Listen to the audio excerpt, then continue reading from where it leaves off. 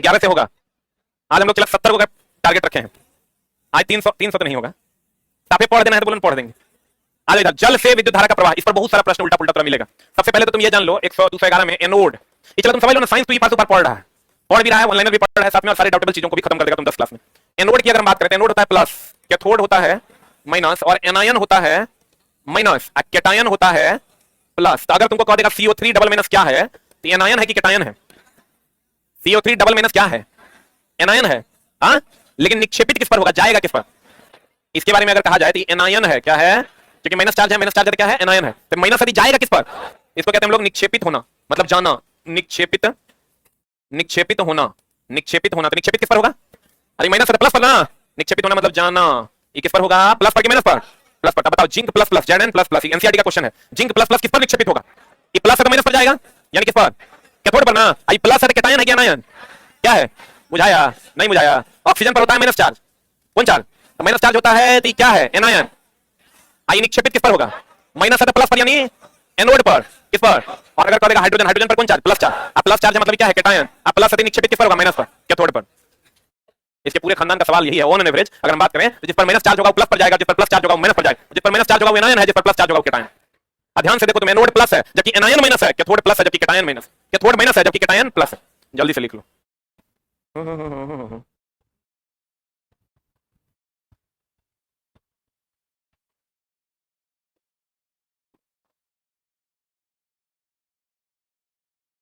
हो गया? ये कंप्लीट इस टॉपिक का ही थ्योरी यही है।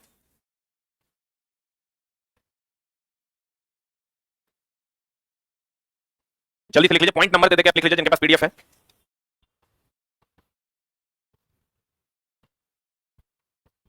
बढ़े?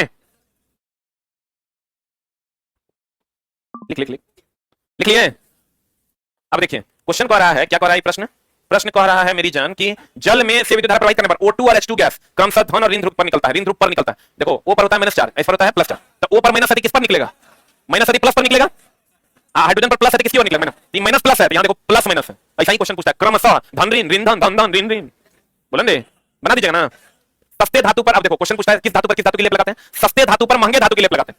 कभी भी चांदी पर सोने की लेप लगाएंगे? नहीं लगाएंगे। तो अगला, चांदी पर सोने का लेप लगाना है लेकिन सोने पर चांदी का लेप नहीं लगाते। जब भी लगाना है सस्ते धातु पर महंगे धातु की परत चढ़ाना विद्युत लेपन, इलेक्ट्रोप्लेटिंग कहलाता है। और यह केवल और केवल किस पर होता है? डीसी पर। आज जिसका परत चढ़ाना होता है उसका लेते हैं एनोड, क्या लेते हैं? आज जिस पर परत चढ़ाना होता है उसका लेते हैं कैथोड। जल्दी से लिख लो, जिसका परत चढ़ाना है एनोड, जिस पर परत चढ़ाना है कैथोड।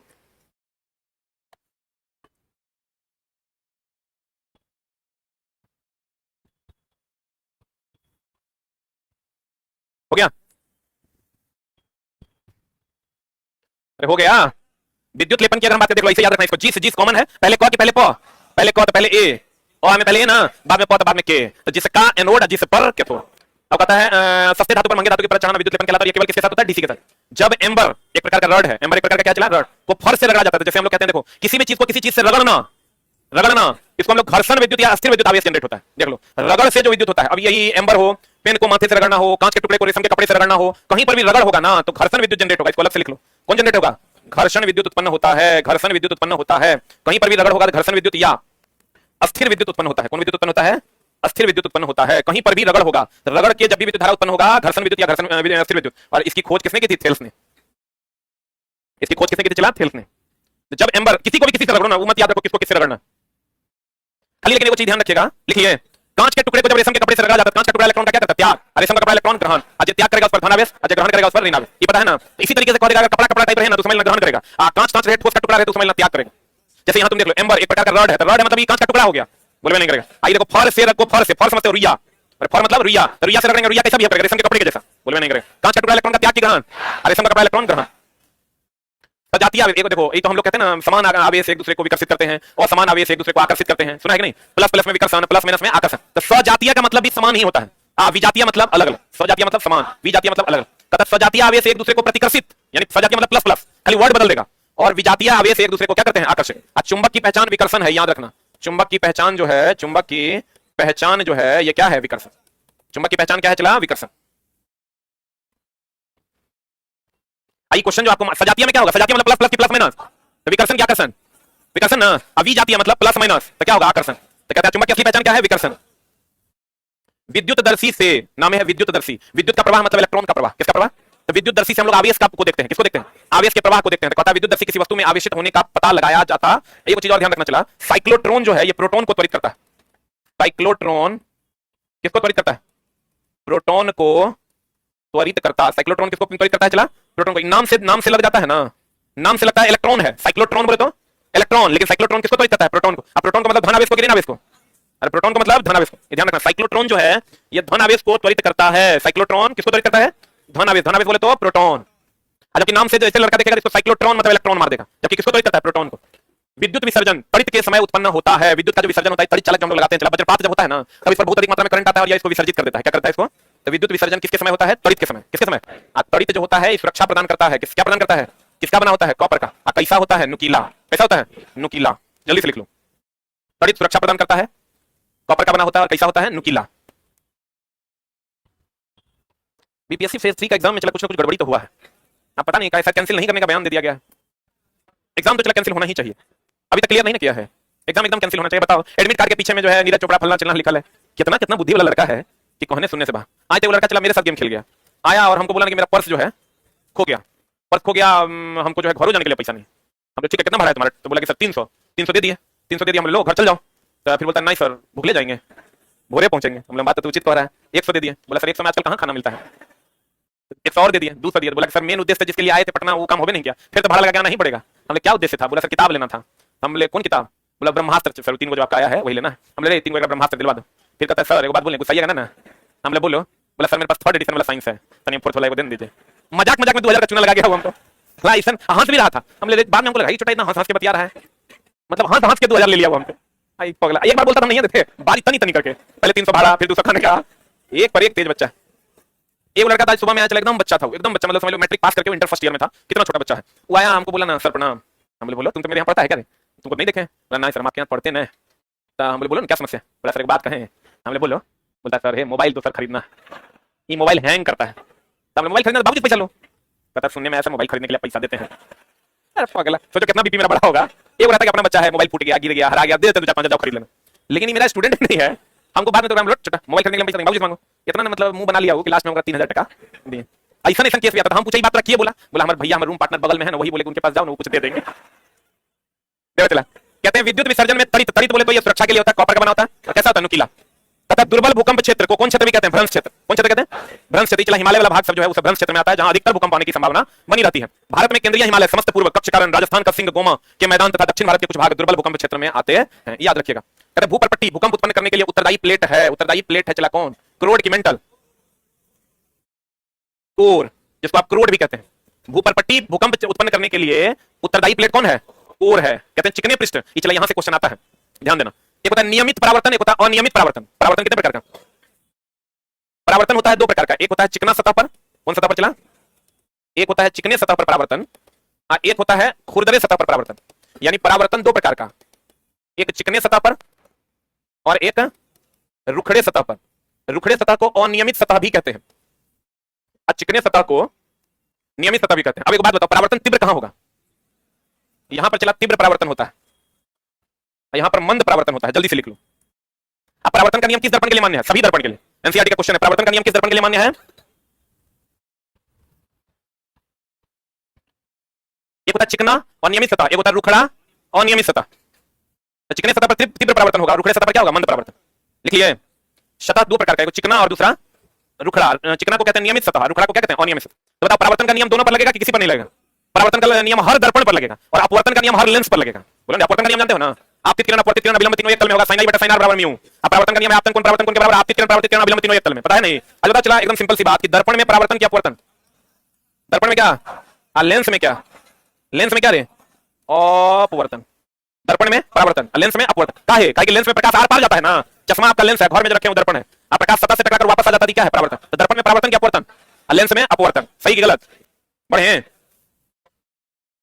तो देखो चिकने पृष्ठ पर हमेशा नियमित परावर्तन या अनियमित परावर्तन, क्योंकि चिकने सतह को हम लोग नियमित सतह भी कहते हैं, बोलबे नहीं करेंगे। और तथा खुरदरे या अनियमित पृष्ठ से विसरित परावर्तन या अनियमित परावर्तन होता है। परितारिका, परितारिका जानते हो? ये आंख है आपका। हम लोग ये जानते हैं कि ये वाला जो भाग है इसी को हम लोग परितारिका कहते हैं। क्या कहते हैं चला? इंग्लिश में इसको आइरिस कहते हैं। और अगर आंख में आप देखना चाहते हैं तो ये वाला भाग, सफेद नहीं काला वाला भाग, बोला ना, ये वाला भाग को हम परितारिका कहते हैं। हम लोग ये जानते हैं कि ये काला रंग का भी होता है, नीला रंग का भी होता है और भूरा रंग का भी होता है। तो भूरा आंख वाला आदमी तो देखे होंगे आप, काला आंख वाला भी, नीला आपको हम देखते होंगे। काला, नीला और भूरा आइरिस के कारण होता है। किसके कारण होता है? और अब क्वेश्चन ये रहेगा तुमको कि क्या इसके कारण सिर्फ आंख का रंग होता है या ये प्रकाश को नियंत्रित भी करता है? परितारिका नेत्र में प्रवेश करने वाले प्रकाश की मात्रा तथा आंख के रंग के लिए उत्तरदायी, मतलब ये प्रकाश की जो मात्रा है, प्रकाश की मात्रा को भी नियंत्रित करता है, ये भी करता है। इसके बीच में जो एक छेद है इसको हम लोग पुपिल कहते हैं। क्या कहते हैं चला? पुपिल। ये भी प्रकाश की मात्रा को नियंत्रित करता है, प्रकाश की मात्रा। लेकिन इस दोनों में फर्क है। दोनों में फर्क क्या है चला? पुतली ये एक छोटा सा छेद है जो ये वाला है, तो ये ऑपरेट होता है इसी के द्वारा। ऐसे अगर कर दिया तो कम प्रकाश आएगा, ये आइरिस है।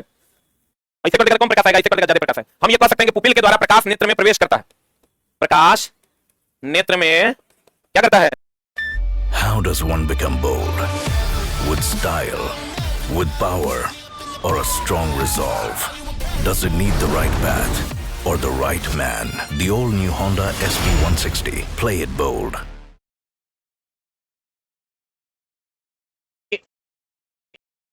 हम लोग पुपिल कहते हैं। क्या कहते हैं चला? पुपिल। ये भी प्रकाश की मात्रा को नियंत्रित करता है, प्रकाश की मात्रा। लेकिन इस दोनों में फर्क है। दोनों में फर्क क्या है चला? पुतली ये एक छोटा सा छेद है जो ये वाला है, तो ये ऑपरेट होता है इसी के द्वारा। ऐसे अगर कर दिया तो कम प्रकाश आएगा, ये आइरिस है। ऐसे कर दिया तो कम प्रकाश आएगा, ऐसे कर दिया ज्यादा प्रकाश है। हम ये कह सकते हैं कि पुपिल के द्वारा प्रकाश नेत्र में प्रवेश करता है। प्रकाश नेत्र में क्या करता है? प्रवेश करता। प्रकाश नेत्र में क्या करता है? प्रवेश करता है। एक minute, hold down hold down hold down. परितारिका, परितारिका को क्या कहते हैं? आइरिस। परितारिका को क्या कहते हैं? ये आइरिस है। और ये काला, नीला और कैसा होता है? भूरा। प्रकाश की मात्रा को यही ना कंट्रोल करता है कि कितनी मात्रा अंदर जाएगी। अब ये भी प्रकाश की मात्रा को कंट्रोल करता है। ये प्रकाश की मात्रा इससे गुजरती है। किससे? पुपिल से। जितना खोलोगे उतना गुजरेगा, कम खोलोगे तो कम गुजरेगा, ज्यादा खोलोगे तो ज्यादा। आइरिस के लिए हम कह सकते हैं ये प्रकाश की मात्रा को भी कंट्रोल करता है और आंख का रंग भी इस पर निर्भर करता है, जो काला, नीला और भूरा। जल्दी से लिख लो इसका ये वाला पॉइंट को हटा दो। प्रकाश नेत्र में प्रवेश करता है इसी से, पुपिल से।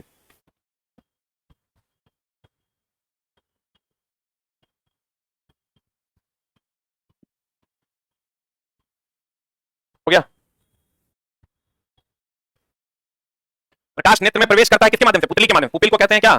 पुतली। पुपिल को क्या कहते हैं चला? पुतली। हो गया? अरे हुआ? पढ़े? अब देखो चला, आंख में ये जो आपका रेटिना है, ये तो आपका चला जी कॉर्निया है। ये क्या है? सबसे बाहरी भाग को क्या कहते हैं? कॉर्निया। इसी को हम लोग नेत्रदान में यूज करते हैं। किसमें यूज करते हैं? सबसे पीछे वाले भाग को क्या कहते हैं? रेटिना। इसमें दो प्रकार की कोशिका है, एक क्षण कोशिका, एक होता है शंकु कोशिका। चला, क्षण कोशिका को सलाकाएं कहते हैं। ये प्रकाश की तीव्रता के लिए है, प्रकाश की तीव्रता के लिए। शंकु कोशिका प्रकाश के रंग के लिए। एक बात बताओ, रात में जो आप किसी चीज को देखिएगा तो आपको तीव्र प्रकाश चाहिए कि कम प्रकाश चाहिए? इसका मतलब कौन सा एक्टिवेट हो जाएगा? क्षण कोशिका की शंकु कोशिका? कौन कोशिका? पहले इसको लिख लीजिए फिर बताते हैं। बीपीएससी बीपीएससी बीपीएससी बीपीएससी में चला, अगर गड़बड़ी हुई है तो उसका पेपर कैंसिल होना चाहिए। गड़बड़ी हुई क्या है? देखने से लग रहा है पहले लुक में कि हुआ ही है। वैसे जांच चल रही है, बहुत लोगों को उठाया भी गया है। सरकार को चला इन सब चीजों, सरकार तो कानून भी बना दी। दो चार को हमको लगता है 10 साल का सजा होगा ना, तभी ये लोग मानेगा। डर भर नाम का चीजें नहीं, मारो जूते जूता जे पकड़ाता है। अब सही पूछो चला, इसमें सरकार की गलती नहीं है, इसमें गलती हमारी बात अगर मानेगा तो सरकार की गलती। सब जन नीतीश कुमार जी बैठे रहेंगे रे। इसमें जो चोरी कर रहा है वो गलती है, जो लड़का ही काम कर रहा है उसकी गलती नहीं है। उस साला वही देशद्रोही है, ओकरो पकड़ के ढोकिए।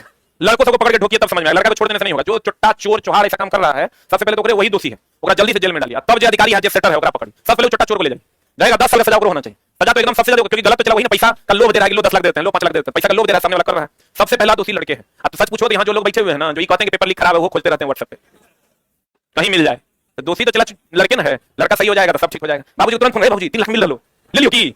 हाँ हाँ ले लो। बापो फ्रॉड, तू फ्रॉड, बापो जाली, तू जाली। इसलिए पहले तो हम कहते हैं पूरा खानदान को जेल में बंद कीजिए, ताकि साला पूरा गांव जो है किसी से क्वेश्चन न ले। तब जो अधिकारी, अच्छा सही बताओ तो ये गलत है कि नहीं? वो जो सेटर अपना जाता है परीक्षा देने, वो अपना नौकरी के लिए करता है। वो चुट्टा लड़के 1000 बच्चा कर गया, 300 बच्चा पकड़ा, तीनों से फ्रॉड है, फर्जरी है वो चुट्टा। सबसे पहले तो डीएड का डिग्री है, फर्जरी मिल रहा है, तो लड़का का सही कहां से मिलेगा?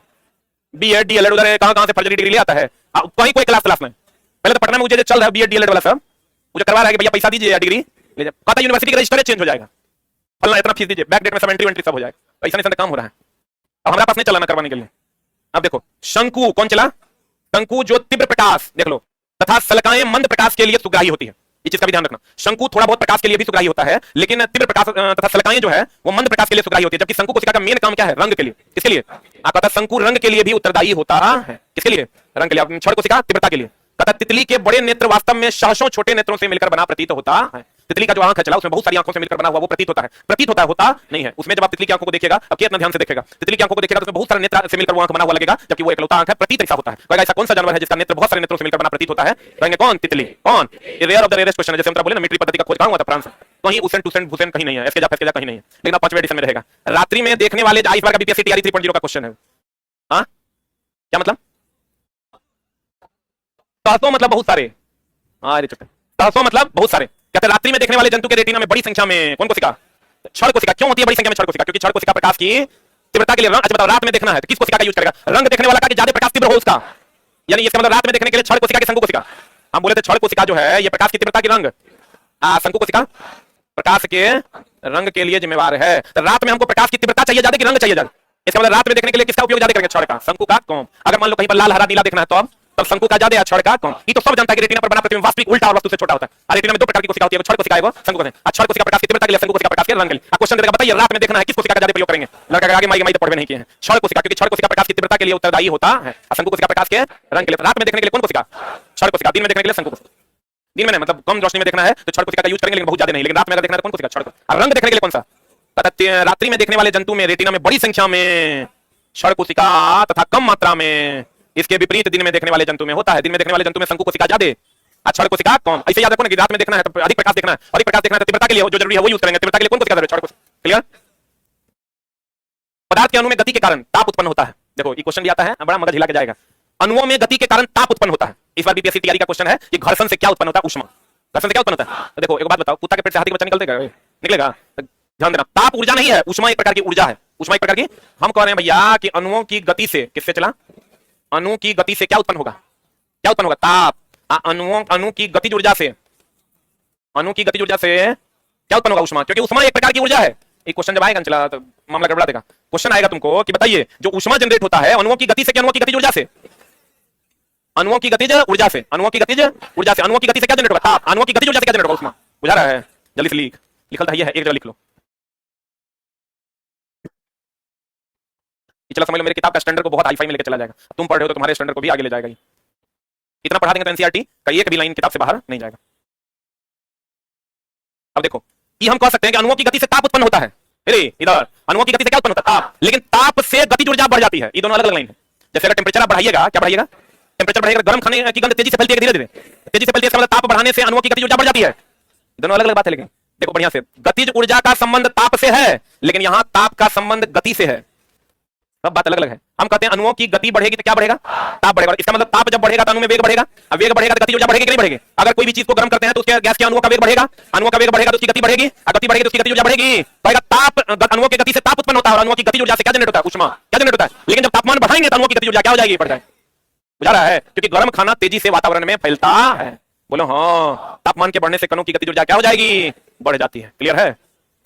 अगला, दो विभिन्न पदार्थ के कणों का स्वतः मिलना क्या कहलाता है? विसरण। अब देखो ये फिर अलग लाइनें अलग है, ये लाइन डायरेक्ट एनसीईआरटी का है। विसरण हम लोग क्या पढ़ाते हैं? उच्च घनत्व से निम्न घनत्व में गैसों का प्रसार क्या कहलाता है? क्या कहलाता है? विसरण। उच्च घनत्व से निम्न घनत्व में गैसों का प्रसार क्या कहलाता है? विसरण। ऐसा एकमात्र मेथड है विसरण जिसमें स्वतः घुल मिल जाता है। जैसे आप सेंट की बोतल को खोल लीजिए, कुछ मत कीजिए, कोई प्रेशर वगैरह नहीं, खोल लीजिए, वो अपने वातावरण में घुलने लगेगा, क्योंकि वहां उच्च घनत्व है या निम्न घनत्व। गैस सिलेंडर को खोल लीजिए, वो अपने घुलने मिलने लगेगा। इसका मतलब स्वतः घुलने मिलने का गुण भी क्या है? विसरण। या उच्च घनत्व से निम्न घनत्व या उच्च सांद्रता से निम्न सांद्रता में गैसों का प्रवाह भी क्या है? विसरण। ताप बढ़ जाएगा तो विसरण बढ़ जाएगा कि घट जाएगा? अभी तुरंत बताए थे, ताप बढ़ जाएगा तो विसरण भी बढ़ जाएगा। बुझा रहा है? पक्का। हम चला बहुत चीज सीख रहे हैं, तुम समझो कितना चीज सीखेगा। क्वेश्चन थोड़ा सा घुमाएगा ना तो तुम कहेगा गाली सही तो पढ़वे नहीं किए। इसमें क्या करेगा? विसरण, वाष्पीकरण, विसर्जन। अब ले साला विसरण की वाष्पीकरण की विसर्जन ऑप्शन का पता नहीं चलेगा। तो कहते हैं दो विभिन्न पदार्थों के कणों का स्वतः ही मिलना। कैसे मिलना? क्या कहलाता है? विसरण। और बल लगाने पर ठोस टूट सकता है। देखो अगर हम अब यहाँ पर हम लोग क्या पढ़ते हैं? हम लोग ये पढ़ते हैं दोस्त मेरे कि अगर हम किसी ये वस्तु है इस पर हम बल लगाते हैं, बढ़िया समझ लो। चला एक लाइन फालतू ने है, एनसीईआरटी में लिखा है, जाके पढ़ लो। तुम पढ़ेगा नहीं, इतना मोटा हो जाएगा, तो हम पढ़ा रहे हैं छांट के, तो तुम पढ़ लो। अब एनसीईआरटी में तो ये बात लिखा है, बल कैसा मात्रक न्यूटन होता है, विद्युत धारा कैसा मात्रक एम्पियर होता है, वहां लिखा है। जल का आयतन 4 डिग्री पर न्यूनतम होता है, 4 डिग्री पर घनत्व महत्तम होता है। तो दो चार लाइन हो सकता है वहां से भी हो, लेकिन मैक्सिमम वो लाइन है जो तुम नहीं जानते हो, जो तुम अन्य कॉमन किताबों में पढ़ नहीं रहे हो, लेकिन एनसीईआरटी में है और वो क्वेश्चन पूछा जाता है, जिसका एकदम जीता जाता एग्जांपल 2 दिन पहले जो तैयारी हुआ है उसका है।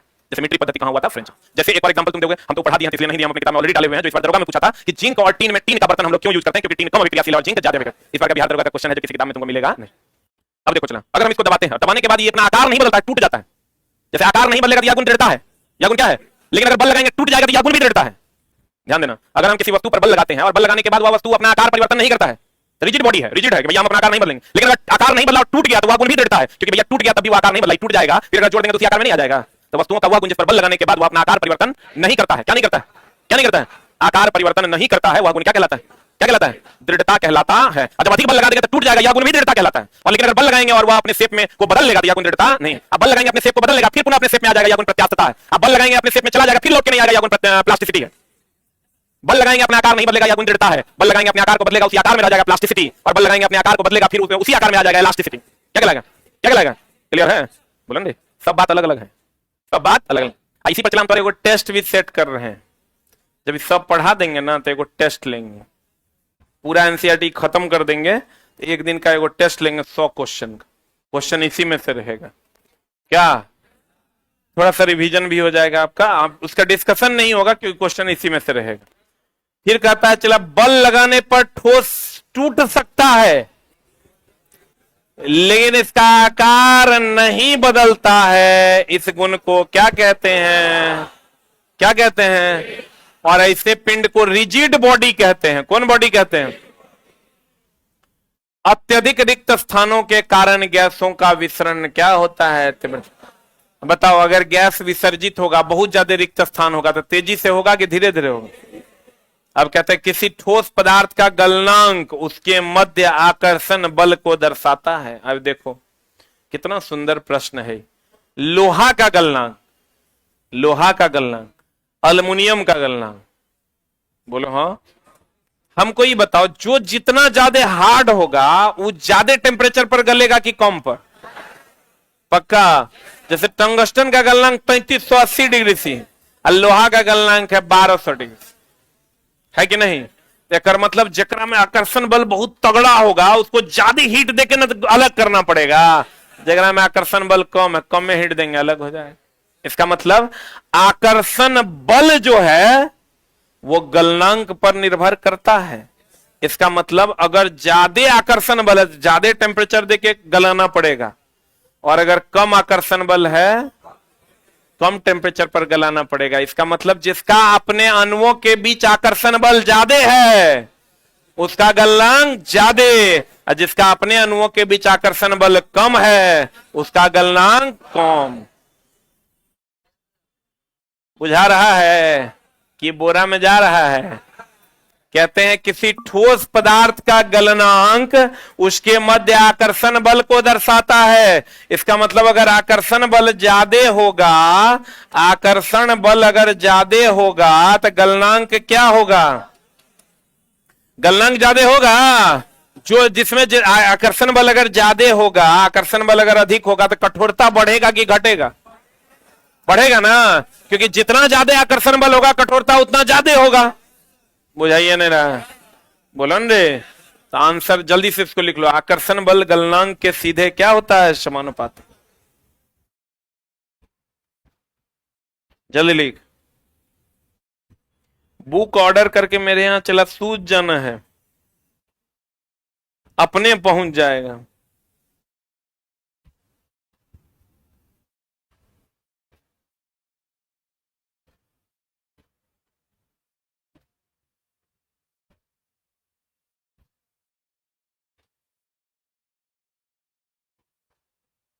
इस धरती का सबसे गंदा आदमी तो हम है।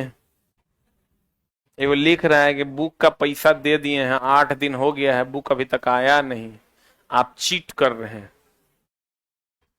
चलो बताओ, हम ऐसा कौन दिन है जो नहीं बोले हैं कि बुक ऑर्डर करेगा कि दुकान से ले लो, ऑर्डर मत करो। अगर ऑर्डर करता है तो चुपचाप सूझ जाओ, कहिया जाएगा अगर कोई माई बाप नहीं, कम से कम 20 दिन लगेगा। आप बोलो क्या है उसका रीजन? बताते हैं। चला तुम लोग बोलने के लिए ही कर दिया। अब उसका रीजन क्या है? देखो, हम अगर इसके जहां सामान्य विज्ञान को भेजते हैं यहां से, तो इंडियन पोस्ट के थ्रू वो 30% में जाएगा। लेकिन इंडियन पोस्ट है, उसके ऊपर लोड ज्यादा है, कर्मचारी कम है, तो वो पोस्ट बहुत धीरे धीरे जाएगा और कम से कम 15 से 20 दिन में जाएगा। ठीक है? और यही अगर हम 100 रुपया एक्स्ट्रा लेके 100 लेके प्राइवेट कुरियर से भेजेंगे तो 2 दिन में चला जाएगा। आज भेजेंगे परसों बच्चा को किताब मिल जाएगा। ठीक? तो बच्चा ही 100 टका देना नहीं चाहता है, बच्चा पे करेगा डिलीवरी चार्ज 30 टका।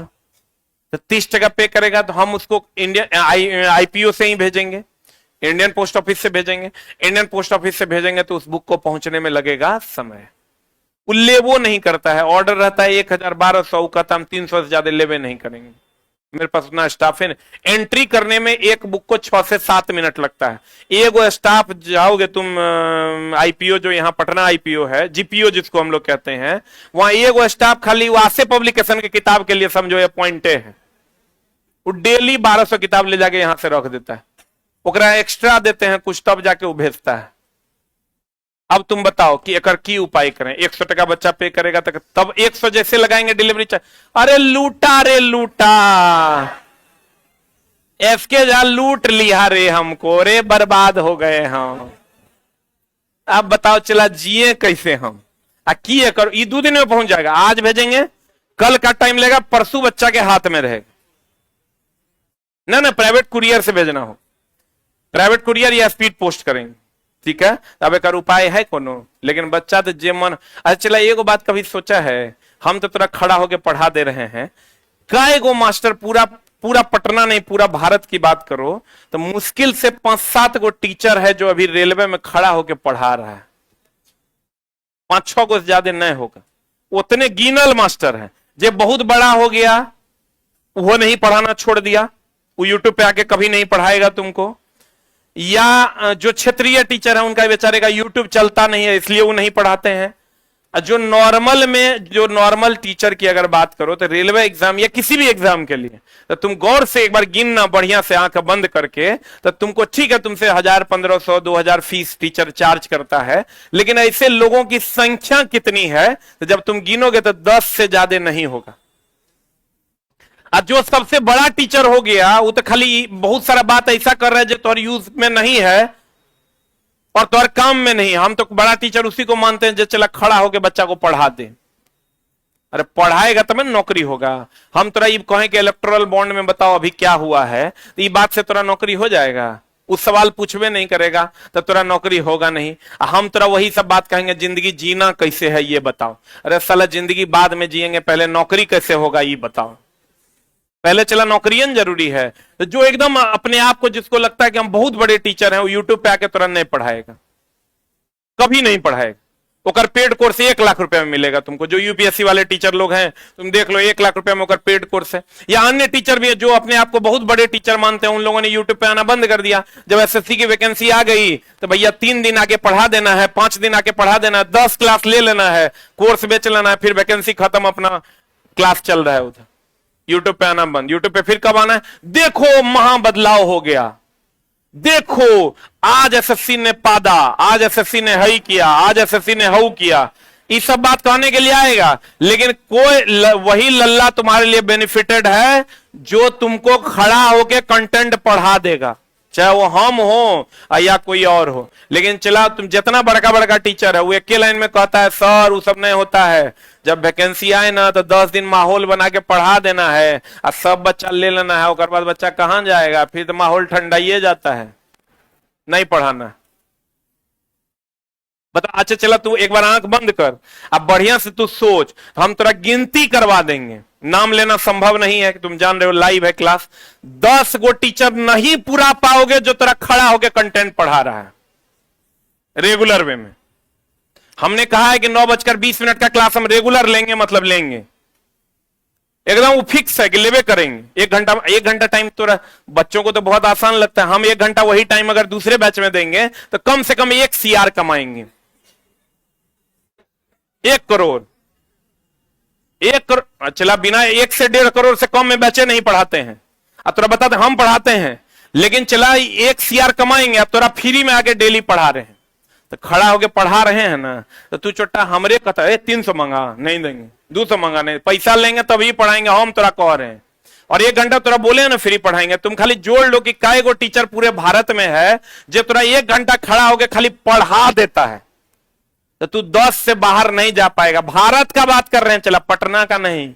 पटना में तो 1-2 टीचरे है जो खड़ा होकर डेली, 3 गो टीचर हम देख रहे हैं, 3 से 4 टीचर पटना में हैं जो खड़ा होके 1 घंटा डेली क्लास ले रहे हैं। 3 गो हमरा लगा के 2 और हैं जो डेली बेचारे आते हैं, 1 घंटा यूट्यूब पे पढ़ा के जाते हैं। बाकी और आउटसाइड चले जाओगे 3-4 गो और है जो डेली बेचारे आते हैं और पढ़ा के तुमको जाते हैं। यही 6-7 गो मास्टर है जो तेरा पढ़ा रहा है, नहीं तो तू कहां पढ़ेगा? उपाय बता।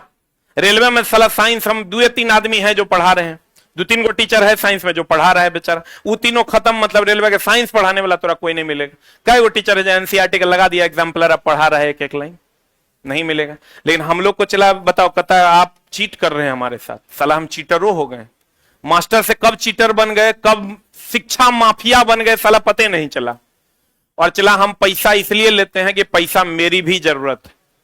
तू यहां मेरे लिए थोड़े बैठता है, के आया है मेरे लिए पढ़ने? कोई नहीं आया है, सब आया है टका के लिए पढ़ने। हाँ कि ना है? कोई तेल लगाने वाला बात नहीं, सब पैसा के लिए पढ़ने आया है। मेरे लिए आना पड़े तो एक दिन नहीं आएगा, तुम आ जाएगा। अरे छोड़ो, चला तुम यही समझ लो, हर मेरा इज्जत तुम करो ना करो, उस टीचर की इज्जत जरूर करना जो तेरा यूट्यूब पे आके फ्री में 1 घंटा पढ़ा दे रहा है, ठीक ना? तो एक गो टीचर जितना तू फेमस टीचर का नाम लो, साला यूट्यूब छोड़ दिया वो लोग।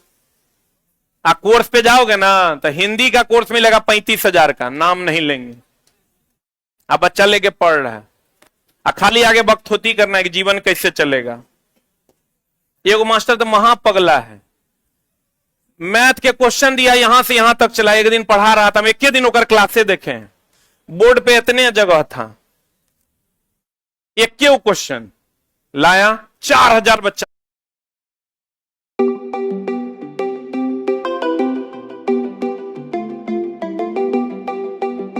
होगा कि धीरे धीरे होगा? पक्का? पता किसी ठोस पदार्थ का गलनांक उसके मध्य आकर्षण बल को दर्शाता है। किसी ठोस के गलने की प्रक्रिया, ये तो महा भी चला। एक चीज का ध्यान रखना, 1 मिनट। अवस्था परिवर्तन में क्या नियत रहता है? अवस्था परिवर्तन में ताप क्या रहता है? नियत रहता है। और अवस्था परिवर्तन में दी गई उष्मा को गुप्त उष्मा कहते हैं। अवस्था परिवर्तन में दी गई उष्मा क्या कहलाती है? चला, गुप्त उष्मा।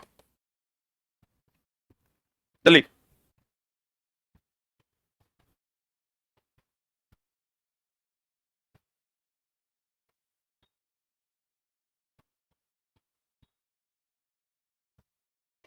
हो गया? हो गया? अवस्था परिवर्तन के लिए कौन उष्मा दी जाती है? गुप्त उष्मा। अवस्था परिवर्तन के दौरान ताप क्या रहता है? नियत। ठोस के गलने की प्रक्रिया में उष्मा का अवशोषण होता है। बताओ चला, फिर ये अलग अलग बात हो गया। ठोस की गलने की प्रक्रिया में तापमान क्या रहता है? समान। ये तो अलग बात है। ठोस जब गलेगा तो कैसे गलेगा बताओ? ताप और उष्मा में अंतर ही पता है ना? हाँ, ताप के उष्मा के बढ़ने से ताप बढ़ता है, जैसे पानी के बढ़ने से स्तर बढ़ता है, वैसे उष्मा के बढ़ने से ताप बढ़ता है। एक बात बताओ, हम ठोस है, हमको गलना है, तो उष्मा ग्रहण करेंगे कि नहीं करेंगे? उष्मा ग्रहण करेंगे जबकि ताप स्थिर रहेगा अवस्था परिवर्तन के दौरान। अगर हमको अवस्था परिवर्तन करके पिघलना है तो हम उष्मा को क्या करेंगे? ग्रहण करेंगे। कहते हैं ठोस के गलने की प्रक्रिया में उष्मा का क्या होता है? अवशोषण होता है। और उष्मा को गलन संगलन की प्रसुप्त गुप्त उष्मा कहते हैं। उष्मा का कहते हैं, उष्मा का गलन या संगलन जो होता है, इसको हम लोग कौन उष्मा के द्वारा डिनोट करते हैं? गुप्त उष्मा, जिसका फॉर्मूला होता है Q = ml। पदार्थ की अवस्था यानी ठोस, द्रव, गैस, ताप और तापमान के द्वारा तय होती है। बड़ा बढ़िया क्वेश्चन है। चला एक बात बताओ, टेम्परेचर बढ़ा, ठोस है, ठोस को गर्म कीजिएगा, इसका ताप बढ़ाइएगा तब नहीं द्रव में बदलेगा, और द्रव को गर्म कीजिएगा तब वाष्प में बदलेगा। बोलवे नहीं करेगा। तो बताओ टेम्परेचर जो है ये किसके बढ़ने से बढ़ता है? प्रेशर के बढ़ने से। जैसे आप ले लीजिए, जबकि प्रेशर के बढ़ने से टेम्परेचर कैसे बढ़ता है? आप लीजिए कुकर, कुकर जान रहे हैं? कुकर में अगर आप प्रेशर बढ़ाइएगा तो टेम्परेचर क्या होता है? बढ़ता है। जब भाप का प्रेशर बढ़ जाता है तो टेम्परेचर बढ़ता है कि घटता है? बढ़ता कि घटता? भाप का प्रेशर बढ़ने से टेम्परेचर क्या हो जाता है? बढ़ता है। इसका मतलब टेम्परेचर बढ़ेगा तो प्रेशर बढ़ेगा, टेम्परेचर घटेगा तो प्रेशर क्या होगा? घटेगा। तो मेरे दोस्त कहते हैं अवस्था कब बदलेगा? ठोस, ध्यान देना। अभी तुम कहोगे इचला ये सब गुड़ ज्ञान है, बढ़िया समझ लो। ठोस द्रव में बदलेगा तभी हम बोले तापमान नियत रहेगा, द्रव गैस में बदलेगा तो तापमान क्या रहेगा? नियत रहेगा। लेकिन कब? जब एग्जैक्ट ठोस द्रव में बदल रहा होगा तब। ठोस जो द्रव में बदलने के लिए तैयार होगा तो अपने तापमान को बढ़ाएगा। क्या करेगा? द्रव जब गैस में बदलने के लिए तैयार होगा तभी अपने तापमान को बढ़ाएगा। लेकिन वह समय जब द्रव गैस में बदल रहा होगा उस टाइम तापमान नियत रहेगा। बोलेंगे आप बताओ, ठोस को गर्म होना है तो उसमें सोसी की छेपी, हाँ, इसका मतलब इधर से इधर जब जाएगा तो उसमें सोसी की छेपी। ये क्वेश्चन तो मिलता होगा, चला हम भी करवाए हैं बहुत बार साइंस टेस्ट में। उसमें सोसी की छेपी चला, जब जब जब जब जब जब जब जब जब गैस से बनेगा द्रव तो ठंडा करना होगा कि गर्म? द्रव से बनेगा ठोस तो और ठंडा करना होगा, ठंडा करना होगा तो उसमें निकालना होगा, उसमें निकालना होगा तो उसमें छेपी। बोल में नहीं करेगा। इधर देखो, इधर इधर बढ़िया समझना, ये क्वेश्चन मिलेगा तेरा। ठोस द्रव में बदलेगा, द्रव किसमें बदलेगा? गैस में। तो गर्म करना होगा कि ठंडा? तो गर्म करना होगा तो उसमें लेगा तब ना गर्म करेगा, उष्मा सोसी। जब गैस द्रव में बदलेगा, द्रव फिर ठोस में बदलेगा, ठंडा करना होगा, ठंडा करना होगा तो उसमें निकालना होगा, उसमें निकालना होगा तो क्या हो जाएगा? उसमें छेपी। बोलो हाँ, जल्दी से लिख लो। ये पढ़ने के बाद चला, अगर किसी का 1 नंबर से मेरिट नहीं बनेगा तो तुम्हारे 1 नंबर से मेरिट बन जाएगा। अगर साइंस का क्वेश्चन वैसा रहेगा जो सब छोड़ेगा लेकिन तो रास नहीं छूटेगा। तुम समझ लो कि जब हमें वैल्यू ऐड कर रहा है तो तुम्हारे में कितना कर देगा, जब ये मेरे में वैल्यू ऐड हो रहा है तो तुम्हारे में भी बहुत ज्यादा हो जाएगा। अरे हो गया? अच्छा बात बताओ, एकदम सिंपल। गर्म करेंगे तो उसमें लेंगे कि देंगे? तो गर्म कर, ठोस को गर्म करेंगे, द्रव को गर्म करेंगे गैस तो उसमें सोसी, और ठंडा करेंगे तो उसमें निकालेंगे, तो निकालेंगे मतलब उसमें छेपी। एक एटमॉस्फेरिक प्रेशर बराबर होता है 1.01 × 10⁻⁴ 5 पास्कल, याद है ना? हाँ बोलो। नहीं, ठीक। कहते हैं क्वथनांक। क्वथनांक समझते हो? क्वथनांक मतलब किसी चीज का खोलने का जो बिंदु होता है उसे हम लोग क्या कहते हैं? क्वथनांक। इंग्लिश में झोल है। कोई चीज जिस बिंदु पर गलता है उसे क्या कहते हैं? गलनांक। क्या कहते हैं? गलनांक कहते हैं। कोई चीज जैसे पानी 100 पर खोलता है उसको क्वथनांक पानी का हो गया 100 डिग्री से। पानी का क्वथनांक कितना हो गया? 100 डिग्री। कहते हैं क्वथनांक से कम तापमान पर, जैसे मान लो पानी का क्वथनांक कितना है? 100 डिग्री सी। इससे कम तापमान पर द्रव के वाष्प में परिवर्तित होने की प्रक्रिया, जैसे चला द्रव, ये क्वेश्चन आता है वाष्पीकरण किस ताप, एनसीईआरटी का क्वेश्चन है, वाष्पीकरण किस तापमान पर होता है? निम्न तापमान पर, उच्च तापमान पर, क्वथनांक पर, कि सभी तापमान पर? आप कहोगे ये कैसे गुरुजी? ये एनसीईआरटी का क्वेश्चन है। बोलोगे गुरुजी कैसे? तो किसी चीज को तुम गर्म करो तो गर्म करोगे, जैसे तुम आग जलाओगे ना थोड़ा थोड़ा वाष्प निकलना शुरू हो जाए। अरे बोलो हाँ कि ना? आप कभी खाना बनाए हैं ना? डेली बनाते होंगे तो लाज नहीं लगता है ऐसे रोटी बेलने में?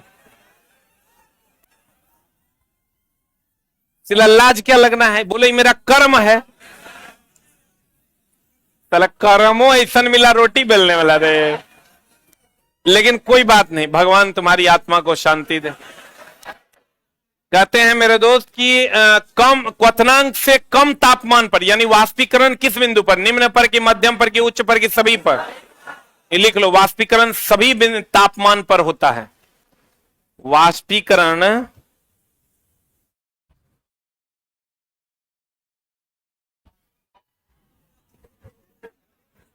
वाष्पीकरण सभी तापमान पर होता है। लिखे?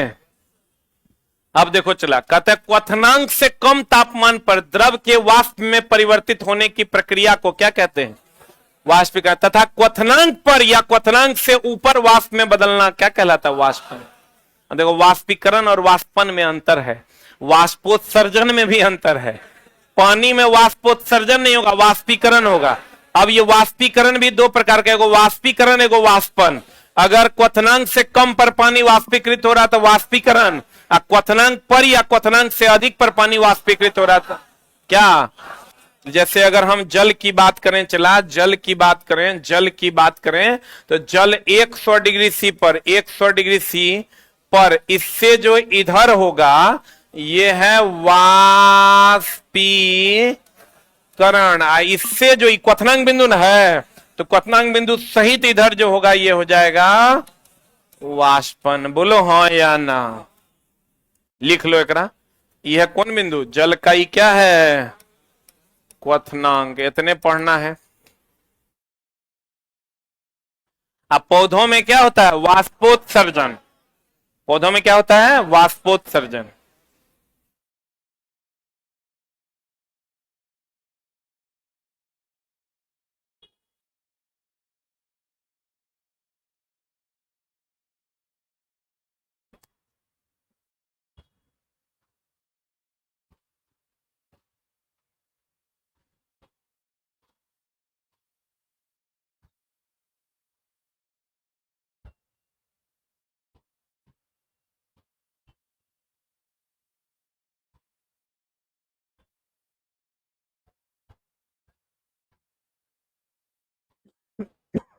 हो गया?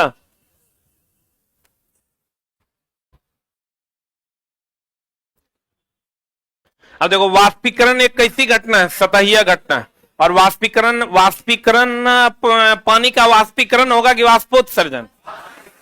अब वाष्पोत्सर्जन किसमें होता है? वेपोरेशन और इवेपोरेशन अलग अलग है। वेपोराइजेशन का मतलब हुआ वाष्पीकरण, इवेपोराइजेशन का मतलब हुआ वाष्पोत्सर्जन। बोलो ना रे, ये समझ गया? 100 डिग्री सी से इधर वाष्पीकरण, 100 पर या 100 से अधिक वाष्पन। अब वाष्पीकरण एक सतहीय घटना है। फ्लोरेसेंट ट्यूब में नियॉन कैसा रंग देता है? नियॉन कैसा रंग देता है? गुलाबी। बल्ब में क्या होता है? प्लाज्मा। प्लाज्मा का तापमान कितना डिग्री सी? 20,000 डिग्री सी तक। आप बताओ सोडियम लैंप में कैसा रंग देता है? सोडियम लैंप जो है वो पीला रंग देता है। बताओ बारिश में कौन लैंप का प्रयोग करते हैं? अरे छोटा, बारिश में सोडियम वेपर लैंप का प्रयोग करते हैं। किसका प्रयोग करते हैं? सोडियम वेपर लैंप का प्रयोग करते हैं। बिहार इलेक्ट्रिसिटी में पूछा था पिछले बार।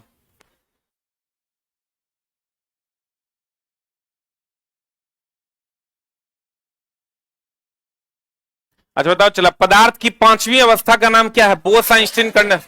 प्लाज्मा। पदार्थ की चौथी अवस्था है प्लाज्मा, और पदार्थ की जो पांचवी अवस्था है यह चला बोस आइंस्टीन कंडेंसेट। अब बताओ इस अवस्था का तापमान, प्लाज्मा अवस्था का तापमान बहुत उच्च की बहुत निम्न?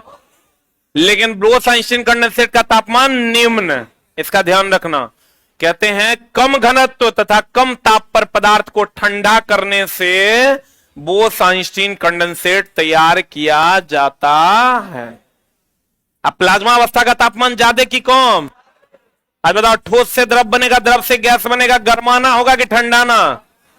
गरमाना होगा तो उष्मा शोषी की छेपी, और उल्टा करेंगे तो उष्मा छेपी। क्यों? जब उष्मा निकालना है मतलब उष्मा छेपी। क्या? अच्छा बताओ, चला ठोस से सीधे गैस में बनेगा ऊर्ध्वपातन। तुम ही समझ लो चला कि पूरा दिन तुम साइंस पढ़ो ना पढ़ो, ये 1 घंटा तुम्हारे लिए बहुत इंपॉर्टेंट होगा। ठोस से सीधे गैस में बदल जाएगा। तो बताओ ठोस गैस में तब बदलेगा जब उष्मा लेगा कि देगा? गरमाएगा तब ना बनेगा। तो लेगा मतलब उष्मा शोषी, यानी ऊर्ध्वपातन अभिक्रिया क्या है? उष्मा शोषी अभिक्रिया है। कौन अभिक्रिया है? रंग। हा देखो, एक होता है क्रोमेटोग्राफी, एक होता है क्रोनोलॉजी। दोनों अलग अलग शब्द है। रंगों को अलग करना क्रोमेटोग्राफी, और समय की पहचान करना क्रोनोलॉजी। दोनों अलग अलग है। समय की पहचान, समय की पहचान सुना होगा जो चला करंट अफेयर्स वगैरह जो आता है ना, हर महीना लिखल रहता है करंट अफेयर्स क्रोनिकल। क्रोनिकल मतलब वो हर महीने का है। समय की पहचान क्या बोले थे रे? क्रोनोलॉजी। समय की पहचान क्रोनो।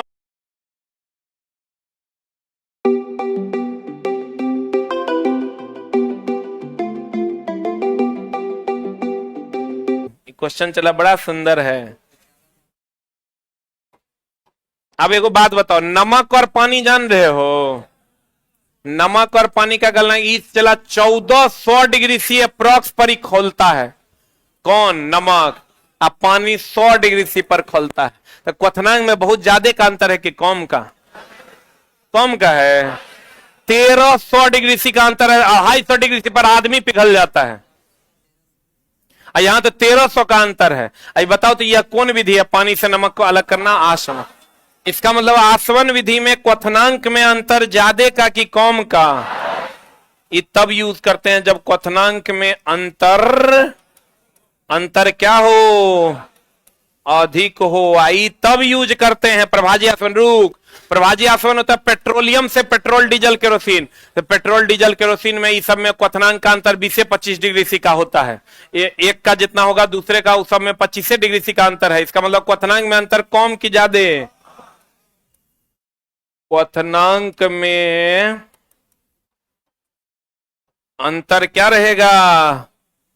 क्वथनांक में अंतर कम। जल्दी लिख।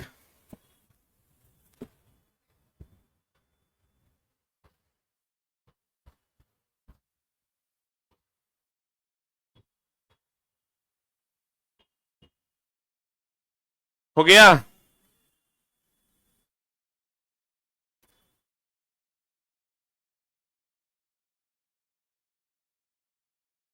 तो बताओ 25 डिग्री सी का अगर अंदर रहेगा तो ये कितने किस पर टूटेगा? प्रभाजी आसवन पर। और क्वथनांक में अंतर अधिक होगा तो आसवन पर। ये चला गुढ़ ज्ञान है, कथन निष्कर्ष वाला कोनो क्वेश्चन फंस जाएगा तो लपेट दोगे। वायु में से विभिन्न गैसों तथा पेट्रोलियम उत्पादों को कौन विधि द्वारा? वायु में भी अलग अलग गैस को अगर अलग करना है तो वह भी प्रभाजी आसवन। आप पेट्रोलियम का तो प्रभाजी आसवन होवे करता है। पदार्थ का वह गुण जिसका अवलोकन एवं वर्णन किया जा सकता है उसे कौन गुण कहते हैं? सबसे बड़ा तो अवलोकन। अवलोकन मतलब होगा देखना। एक बात बताओ, अभी जो आप हमको देख पा रहे हो ये कौन गुण देख पा रहे हो? अब गुण दो प्रकार का होता है, एगो भौतिक गुण है, एगो रासायनिक गुण। हमको जो आप बाहर से देख रहे हैं ये मेरा भौतिक गुण है, हमारे अंदर जो केमिकल रिएक्शंस हो रहा है वो रासायनिक गुण है। पौधे को जो बाहर से देख रहे हैं ये भौतिक गुण है, उसके अंदर जो क्रियाएं हो रही है वो रासायनिक गुण है। तो आप बताइए किस चीज का अवलोकन किसी भी चीज में कर सकते हैं, भौतिक की रासायनिक? तो किसी भी चीज का अवलोकन करना अर्थात देखना वो कौन क्या है?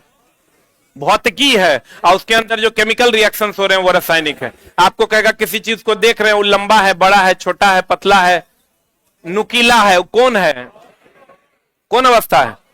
भौतिक अवस्था है। तो कहते हैं पदार्थ का वह गुण जिसका अवलोकन एवं वर्णन। अब बताओ हमको देख के तुम हमारा जो वर्णन करोगे तो कि काला है कि गोरा है, क्या है, नहीं है, यही ना कर पाओगे। हमारे अंदर डाइजेस्टिव सिस्टम कैसा है, हमारा नेफ्रॉन कैसे काम कर रहा है, हमारी किडनियां कैसे काम करे, एल्वियोली मेरा कैसे काम कर रहा है, विली मेरा कैसे काम कर रहा है, ये तो बता पाएगा। इसका मतलब कि वर्णन किस गुण का किया जा सकता है? भौतिक गुण का। रासायनिक गुण का वर्णन करना संभव नहीं। बुझा रहा है? भौतिक गुण मतलब हो गया आकार, जो रंग। देखो ये कितना सुंदर क्वेश्चन है। मोमबत्ती का जलना, एक मिनट, मोमबत्ती का जलना हम लोग क्या पढ़ते हैं? रासायनिक परिवर्तन। लेकिन अगर दोनों रहेगा तो दोनों आंसर हो जाएगा। आप कहिएगा कैसे? मोमबत्ती जलेगा तब जब पिघलेगा। तो मोमबत्ती के जलने में जलना और पिघलना दोनों निहित है।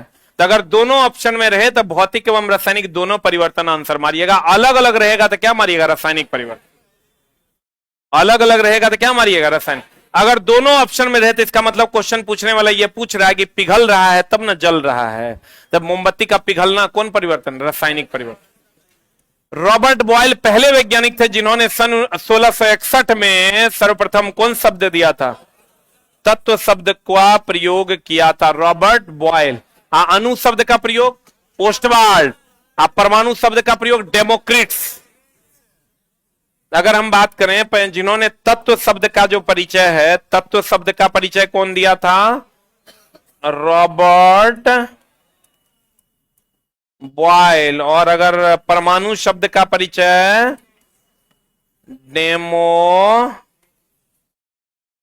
डेमोक्रिट्स। परमाणु शब्द का परिचय कौन दिया था? डेमोक्रिट्स। और अणु शब्द का परिचय कौन दिया था? ओस्टवाल्ड। कौन दिया था? चला ओस्टवाल्ड।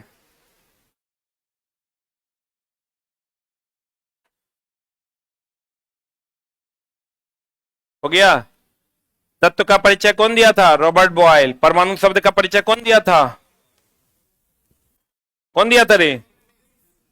डेमोक्रिट्स।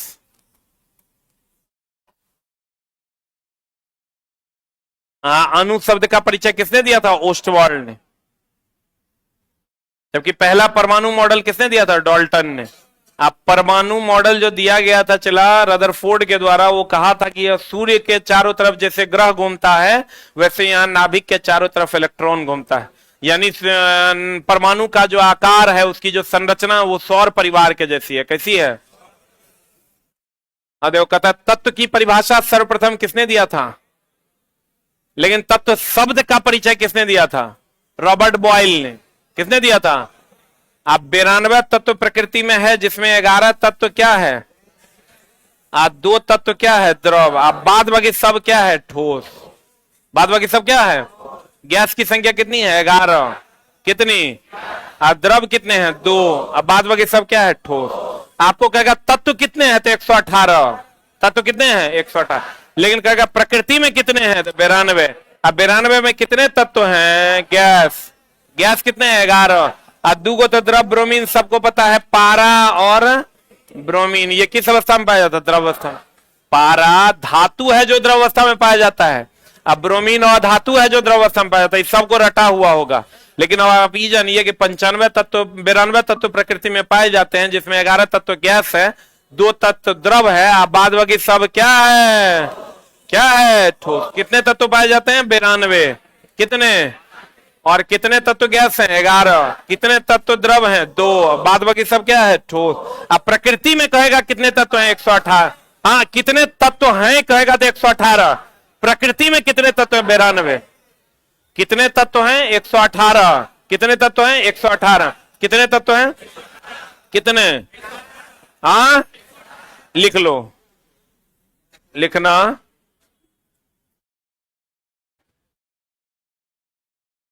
कुल तत्वों की संख्या,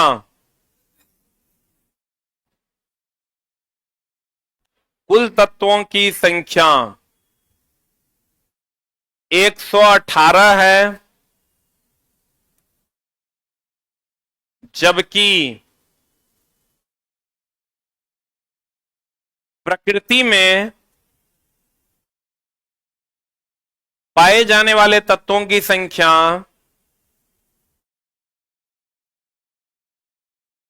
प्रकृति में पाए जाने वाले तत्वों की संख्या 92 है। प्रकृति में पाए जाने वाले तत्वों की संख्या कितनी है? 92। कितनी है रे? पता है? H2S का नाम सुना है? यह एक रंगहीन गैस है जिससे सड़े हुए अंडे के जैसी गंध होती। किसके जैसी? अब बताओ, मछली में गंध किसके कारण? अमोनिया के कारण। मछली में गंध, हाइड्रोजन सल्फाइड, और कभी कभी क्वेश्चन पूछता है H2S और HCl, ये गैस अवस्था में क्यों होते हैं? गैस अवस्था में होते हैं क्योंकि ये हाइड्रोजन बंधन नहीं बनाते। वहां भी है, क्योंकि ये हाइड्रोजन बंधन नहीं बनाते। क्योंकि ये क्या नहीं बनाते? हाइड्रोजन बंधन नहीं बनाते। H2S और HCl किस अवस्था में पाया जाता है? H2S और HCl गैस अवस्था में होते हैं क्योंकि यह हाइड्रोजन बंधन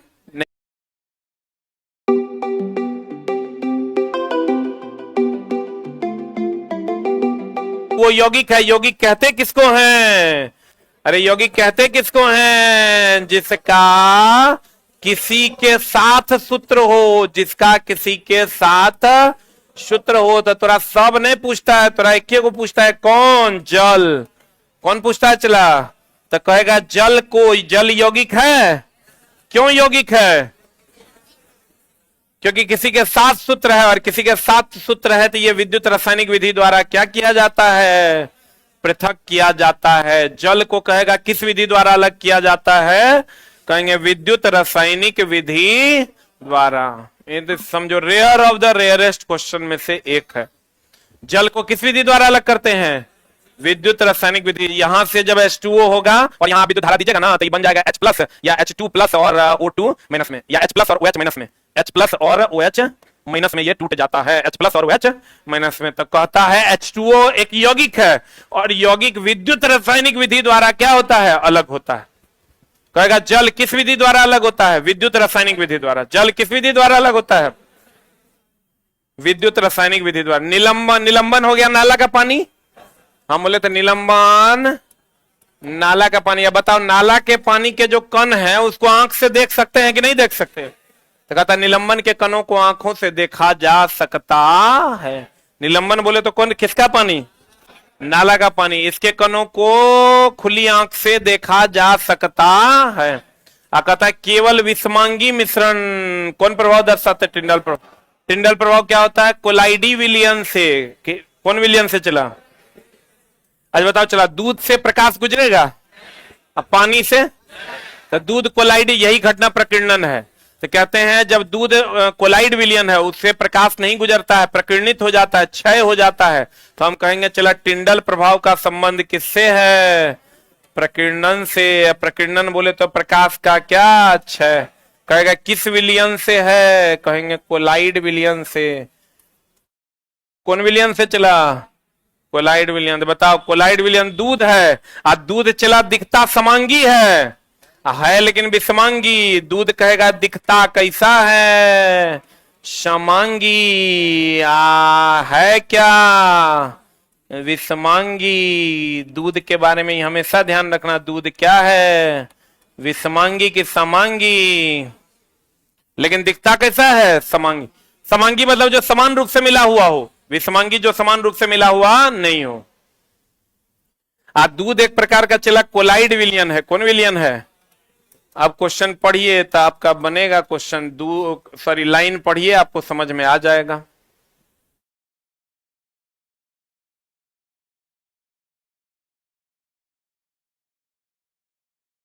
ये सब क्वेश्चन चला पूरा हॉल में एक आध लड़का बनाएगा कि दूध विषमांगी है, क्योंकि कहीं पर सही तरीके से इसका कॉन्सेप्ट दिया हुआ नहीं है। दूध विषमांगी इसलिए है चला कि दूध में जो वसा की गुल्लियां होती है वो मिलती नहीं है, इसलिए दूध दिखता कैसा है, समांगी। होता कैसा है, विषमांगी। अब हमको ये बताओ, टिंडल प्रभाव जो होता है कोलाइड विलियन में होता है। कोलाइड विलियन दूध है, और दूध कैसा है, इसका मतलब टिंडल प्रभाव कैसे विलियन में होता है, समझ में आया। कोलाइड विलियन टिंडल प्रभाव जो होता है उसमें प्रकाश का प्रकीर्णन यानी क्षय, और प्रकाश का प्रकीर्णन यानी क्षय यानी दूध में। किसमें, दूध में। और दूध कैसा विलियन है, विषमांगी। इसका मतलब टिंडल प्रभाव कैसे विलियन में होता है, विषमांगी मिश्रण में। अरे बुझा रहा है, टिंडल प्रभाव कैसे मिश्रण में होता है, कैसे में, टिंडल प्रभाव विषमांगी मिश्रण में होता है। कुछ फायदा हो रहा है कि नहीं, कि बल कैसे मतलब न्यूटन है। आई चला तू सब जानता है हीरे का चमकना पूर्ण आंतरिक परावर्तन, जे सब जानता है तो रिजल्ट कभी नहीं होगा। जे लोग नहीं जान पा रहा है, और जिस क्वेश्चन को लोग जब क्वेश्चन ही पूछेगा न चला टिंडल प्रभाव समांगी के विषमांगी, लड़का का ये कौन क्वेश्चन कहने से लाया, बनबे नहीं करेगा। चला टिंडल प्रभाव पहले बच्चा नहीं जानता, टिंडल